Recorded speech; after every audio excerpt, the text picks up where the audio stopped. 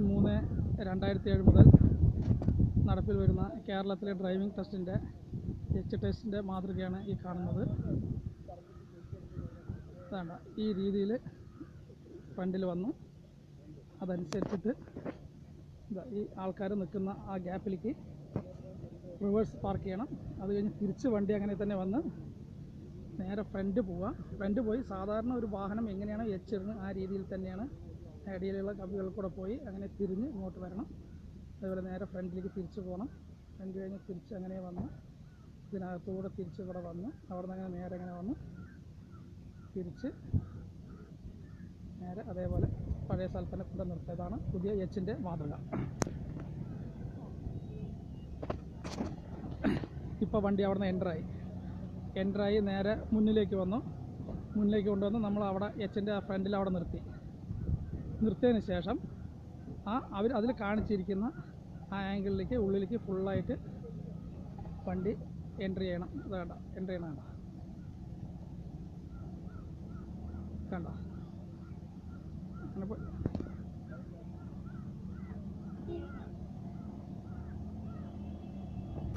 അതിൽ ആ സൈഡ് കമ്പി മുട്ടാതെ തന്നെ അതിൻ്റെ ഉള്ളിലേക്ക് അങ്ങനെ നമുക്ക് എങ്ങനെയാണ് കഴിയുക ആ രീതിയിൽ അതിനെ ഒടിച്ച് അതിനകത്തേക്ക് കയറ്റുക. കണ്ട അതിനകത്തേക്ക് കയറ്റുക. ഫ്രണ്ട് കറക്റ്റായിട്ട് അതിനകത്ത് ക്ലിയറായി രണ്ട് സൈഡ് മുട്ടാതെ അവർ പറയുന്ന ആ പെർട്ടിക്കുലർ ആംഗിളിൽ വണ്ടി അങ്ങനെ നേരെ അവിടെ പാർക്ക് ചെയ്യുന്നു. നമ്മൾക്ക് ഓരോരുത്തർക്കും ഓരോ ഐഡിയ ആയിരിക്കും. ആ ഐഡിയ പ്രകാരം വരണം.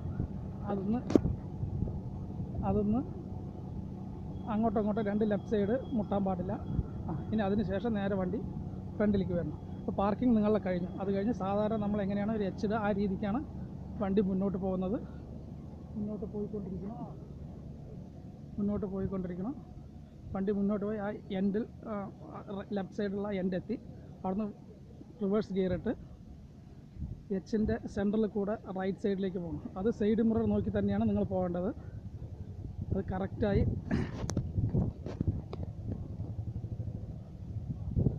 കണ്ട അതിനകത്തേക്ക് കയറി അതിനുശേഷം നമ്മൾ ലെഫ്റ്റ് സൈഡ് മിറർ നോക്കണം. ലെഫ്റ്റ് സൈഡ് മിറർ നോക്കി സ്റ്റിയറിംഗ് സ്റ്റഡിയാക്കി മെല്ലെ പുറകിലേക്ക് പോയി മുട്ടില്ല എന്നുള്ള ഉറപ്പോട് കൂടി വേണം പുറകിലേക്ക് വരാൻ.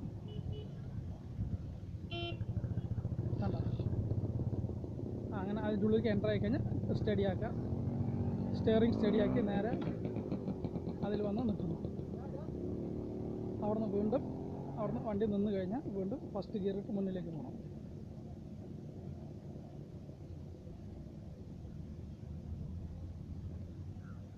അത് സാധാരണ നോർമലി നമ്മൾ പോകുന്ന അതേ രീതിയിൽ തന്നെയാണ് പോകുന്നത്. ആ എൻഡിൽ കൊണ്ട് നിർത്തി അവിടുന്ന് റിവേഴ്സ് ഗിയറിട്ട് മെല്ലെ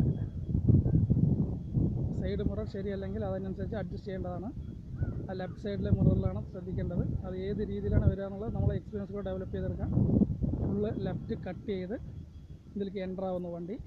അതിനുശേഷം നമ്മൾ റൈറ്റ് മിറർ നോക്കി റൈറ്റ് സൈഡിലെ ആ കമ്പി കണ്ട ഉടനെ വണ്ടി സ്റ്റഡിയാക്കി അങ്ങനെ വന്ന് അതിനോടുകൂടി ചേർന്നിട്ട് മുട്ടാതെ ഫുള്ളായിട്ട്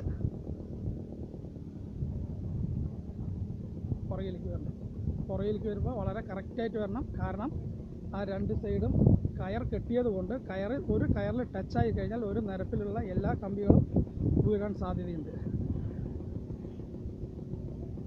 കണ്ടോ ആ രീതിയിൽ തന്നെ വരണം.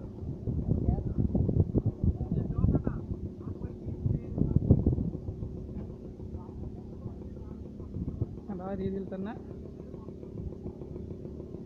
വന്നുണ്ട്. ആ ഡ്രൈവറുടെ കഴിവ് പോലെ ഇരിക്കും. അപ്പോൾ അതിൽ നമ്മളെ എബിലിറ്റി വർദ്ധിക്കുകയാണ് ചെയ്യുന്നത്. അങ്ങനെ നേരെ വന്ന് നമ്മൾ എവിടെ നിന്നാണോ വണ്ടി പുറപ്പെട്ട് അതേ സ്റ്റേജിൽ തന്നെ വരിക. ആ സൈഡ് മിറർ നോക്കി ഒരേ ലെവലിൽ സ്റ്റിയറിംഗ് പിടിക്കണം. സ്റ്റിയറിംഗ് ലെഫ്റ്റോ റൈറ്റോ തിരിക്കുകയാണെങ്കിൽ അതിന് തെറ്റുകൾ സംഭവിക്കുന്നതിൻ്റെ അതുകൊണ്ട് അങ്ങനെ പിടിച്ച് ഇപ്പോൾ നിങ്ങൾ ആ എച്ചിൻ്റെ വെളിയിൽ വന്നു. ഇത്ര മാത്രമേ ഉള്ളൂ. ഇത് ചെയ്തിരിക്കുന്നത് നാഷണൽ ഹെവി ഡ്രൈവിംഗ് ഇൻസ്റ്റിറ്റ്യൂട്ട്. ഇതിനെക്കുറിച്ച് നിങ്ങൾക്ക് എന്ത് സംശയങ്ങളുണ്ടെങ്കിലും ഇതിൽ കാണിച്ചിരിക്കുന്ന ഏത് നമ്പറിൽ വിളിച്ചു കഴിഞ്ഞാലും നിങ്ങൾക്കുള്ള എന്ത് സംശയം ഉണ്ടെങ്കിലും ഞങ്ങളത് ചെയ്തു തരുന്നതാണ്. എല്ലാവിധ ആശംസകളും നേരുന്നു. എന്ന് നാഷണൽ ഡ്രൈവിംഗ് സ്കൂളിലെ ഓപ്പറേറ്റർ.